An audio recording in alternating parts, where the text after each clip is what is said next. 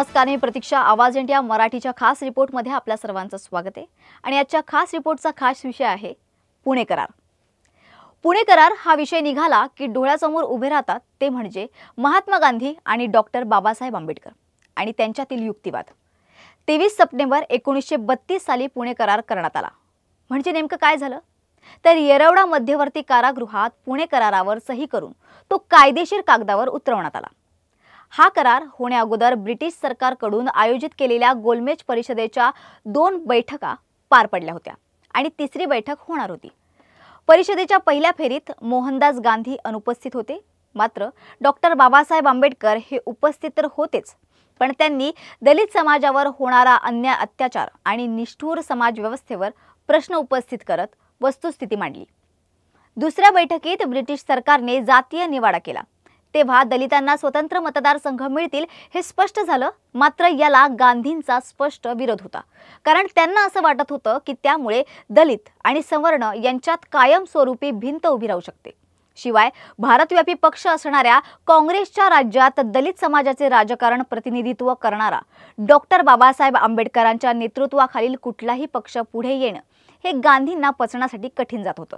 आपली बाजू मांडताना मी दलित म्हणून जन्माला आल्यापासून वर्णव्यवस्थेत सर्व भेदभावाला बळी पडतोय, म्हणूनच अस्पृश्याच्या व्यथेला मी वाचा फोडू शकतो. दलितांचा एक सच्चा प्रवक्ता म्हणून प्रामाणिकपणे त्यांची व्यथा मांडणं हा माझा हेतू आहे. या आशयाचा डॉक्टर बाबासाहेब आंबेडकरांचा युक्तिवाद सर्वार्थाने समर्थनीय होता. मुसलमान आणि शीख यांना स्वतंत्र मतदारसंघ देण्याचे आधीच मान्य झालं होतं. मात्र मुसलमान वगळता उरलेल्या हिंदू धर्मातील अस्पृश्यांना योग्य प्रतिनिधित्व आणि रास्त राजकीय हक्क मिळणं अशक्य वाटल्यावरून डॉक्टर आंबेडकरांनी अस्पृश्यांच्या राखीव जागांचा आणि विभक्त मतदारसंघाचा आग्रह धरला. महात्मा गांधींनी याला स्पष्ट विरोध केला.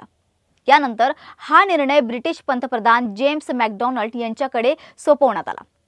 पंतप्रधानांनी 14 ऑगस्ट 1932 साली जातीय निवाडा म्हणजेच कम्युनल अवॉर्ड जाहीर करून डॉक्टर बाबासाहेब आंबेडकरांची मागणी मान्य केली.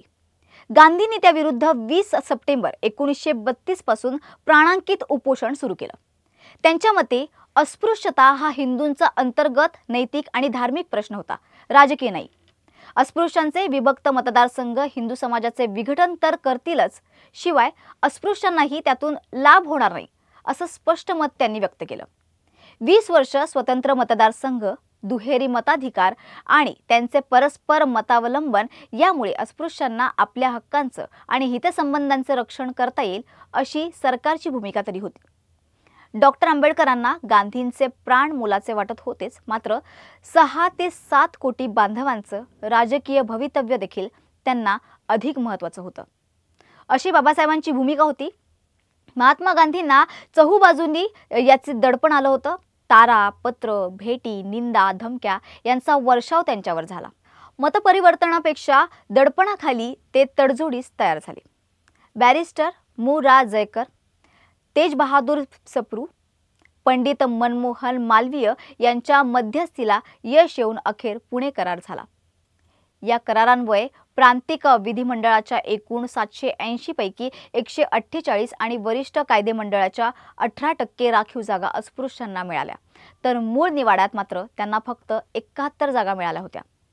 अस्पृश्यांच्या मतदारसंघाने प्राथमिक निवडणुकीद्वारे सर्वसाधारण मतदारसंघातील प्रत्येक जागेसाठी 4 उमेदवार निवडायचे आणि त्यांपैकी एकाची निवड सर्वसाधारण निवडणुकीद्वारे सर्व मतदारांनी करायची असं ठरलं. महिन्याभरातच पुणे कराराने निर्माण केलेले सामंजस्य हे हरिजन सेवक संघाच्या एकांड्या कारभारामुळे नष्ट झाले. बंगालचे सवर्ण, हिंदू महासभा, अखिल भारतीय काँग्रेस कमिटी यांनी जातीय निवाड्याला स्पष्ट विरोध केला आणि त्याविषयी निरुत्साह देखील दाखवला. पुणे कराराच्या तरतुदी 1935च्या कायद्यात अंतर्भूत होत्या, पण त्यानुसार झालेल्या प्रांतिक निवडणुकांमध्ये अस्पृश्यांच्या राखीव 151 जागांपैकी 73 जागांवर काँग्रेसचे उमेदवार निवडून आले.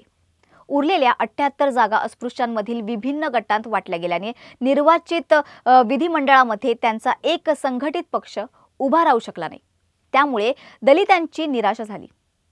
संयुक्त मतदारसंघांमधून अस्पृश्यांना न्याय प्रतिनिधित्व मिळणं शक्य नाही याची त्यांना खात्री होती. 9 ऑक्टोबर 1939 रोजी व्हाईसरॉय लॉर्ड जॉन लिथगो यांच्याशी बोलताना डॉक्टर आंबेडकरांनी अस्पृश्यांना मताधिकारापासून जवळजवळ वंचित करणाऱ्या पुणे कराराच्या कार्यवाहीबद्दल असमाधान व्यक्त करून त्याचा फेरविचार आवश्यक असल्याचं सांगितलं आणि त्याचा विरोधही केला। तर असा होता 24 सप्टेंबर 1932 मध्ये झालेला पुणे करार। आम्हाला खात्री आहे तुम्हाला ही माहिती नक्कीच आवडली असणार। तर आजच्या या भागात आपण इथेच थांबत आहोत। मात्र पुन्हा भेटूया नवीन भागात नवीन विषयांना उजाळा देत। तोपर्यंत पाहत रहा आवाज इंडिया मराठी।